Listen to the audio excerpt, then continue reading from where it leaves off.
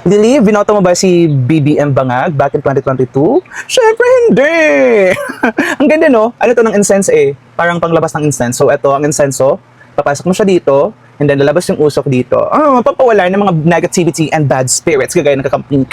Ito na nga no, from never again to never again. So remember back in 2022, which I also did not vote for Marcos. I really don't like him, and hindi siguro ako nabudol, that's the right word to say, pero itong mga campaigns kasi sobrang rabid that they are even unfriend nila yung mga friends nila, and also posted online that they will never or no longer support their parents just because they are going to vote for the Marcos Duterte.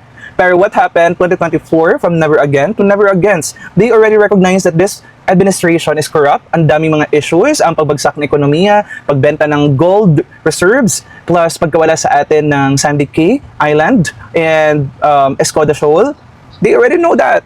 Yung issue ng PhilHealth, pagbenta ng mga government assets, di ba? The flood control anomaly, at madami pang iba. Lumalala ang gutom, lumalala ang corruption, lumalala ang addiction, ang kriminalidad, lumalala ang kahirapan, job employment, etc.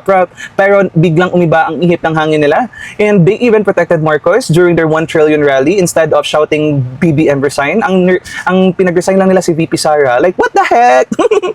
So, no, judging sa kanila, they are really not for the country. Ang gusto lang nila ay maupo sa pwesto because they are really thirsty sa kapangyarihan. And that's the reason why I can never be a kampink nor vote anyone from Liberal Party of the Philippines dahil sakin sila sa kapangyarihan, di talaga nila pinaglalaban ang bayan. Ang gusto lang nila ay maupo at sila naman ang magnanakaw.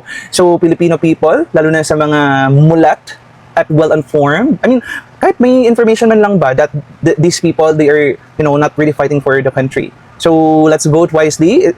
2026 na next year, and they are going to attack again VP Sara rapidly. I mean, non-stop to. And we're here, content creators that will guide you. Parang fairy lang, no?